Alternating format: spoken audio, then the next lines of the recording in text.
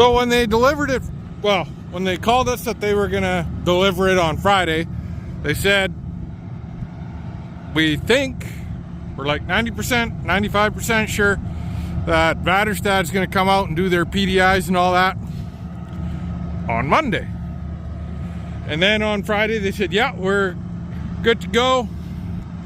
They said Monday, but we've also heard other guys say like it's a 2-day job sometimes, depending on the setup.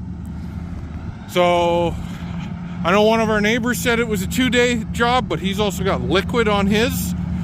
So I don't know. But yeah, we're just pulling it up because we're going to be doing some, well, we're not going to do anything to this, but I'm not going to be around most of the day tomorrow. I'm going to be hauling grain. We got some other stuff we need to get organized. Got our new pad built. We got a couple more concept bins coming. And I just thought I'd point out, that's a really nice looking setup. Just the Vaderstad red seems to match pretty dang close to the Versatile red. But man, is that a train. And like, could you imagine if we had like a liquid caddy or some ammonia tanks behind it? You'd probably turn in a circle and touch your tail with your nose.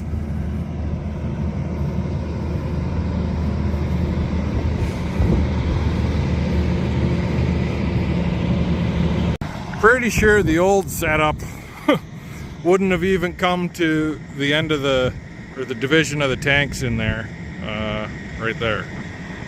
So yeah, the tank was definitely more forward, didn't have the steer axle, it was rigid. The tire, it'd be close, it'd be real close.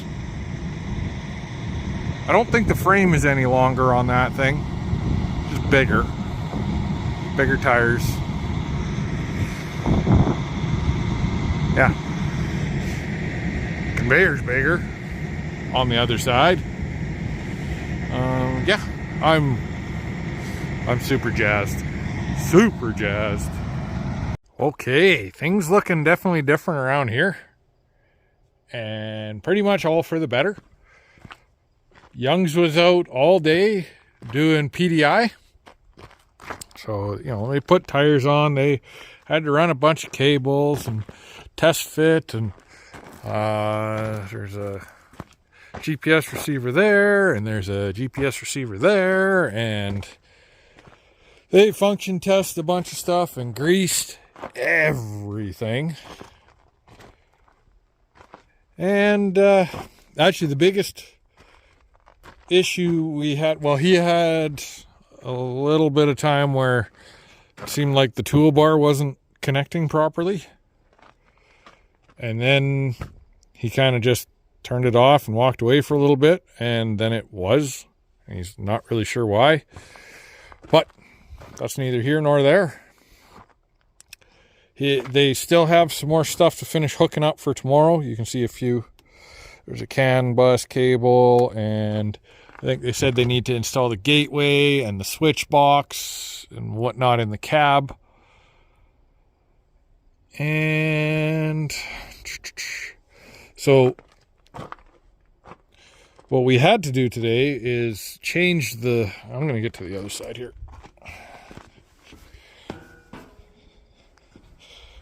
One of the biggest things we had to do today is they've recently switched, I shouldn't say recently, but since our model, from a non-restricted return to that you can have a restricted return, or partially restricted return for the shanks. That just allows the overpressure and the float to work. We couldn't find the right fittings for the one that came on, so then I had to find a couple other fittings to go to the next size up. Not a big deal at all. We were able to take that valve off. I'm happy we still have a second valve. We'll probably still leave that on, to be honest. Don't know if it's really required or not. But we had to change all of these. The male ends of these were 3/4. And these from factory, we never used them. Went to hook on today, and they're 1 inch. So luckily, this spring, like they rode around for 5 years, and I found them in the bottom of the buddy seat, is they had the male ends for this, and they were the exact ones we needed. So that was a win. So I just put those on, and we plug away and go.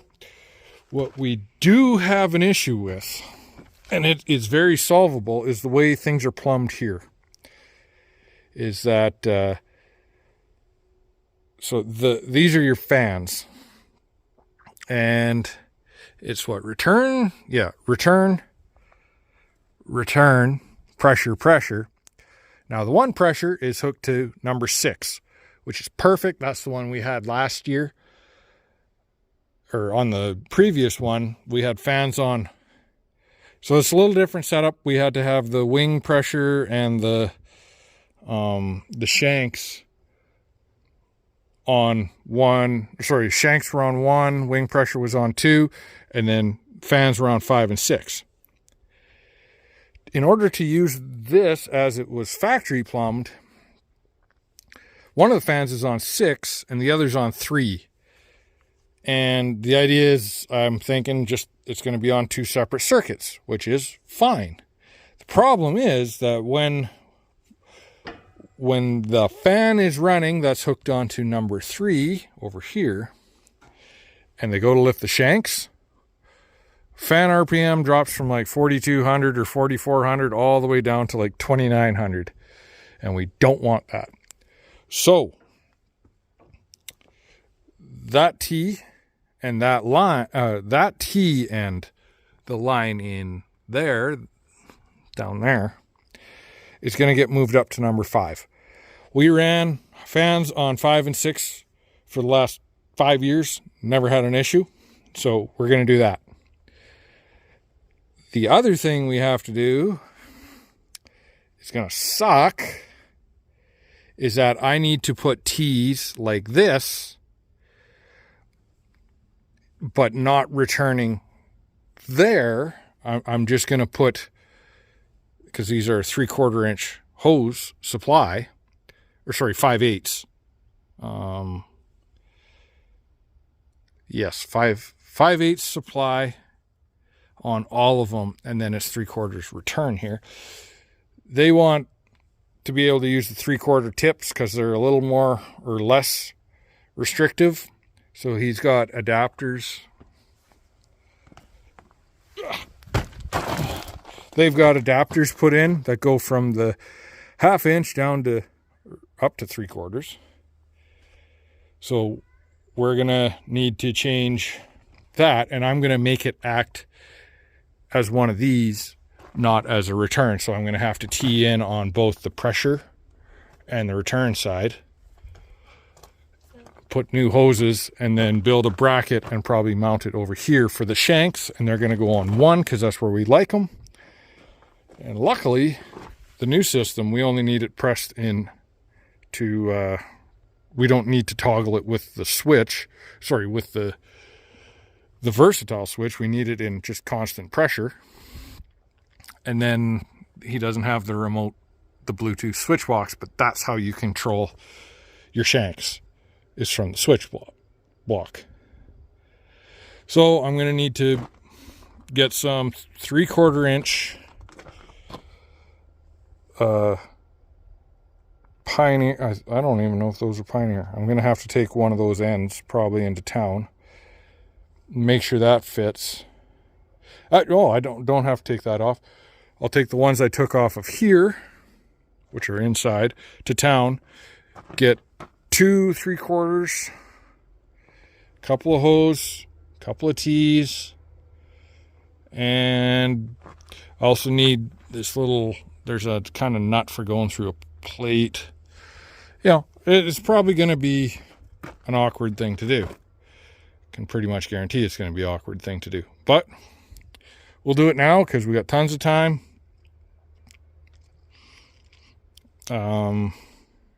Yeah.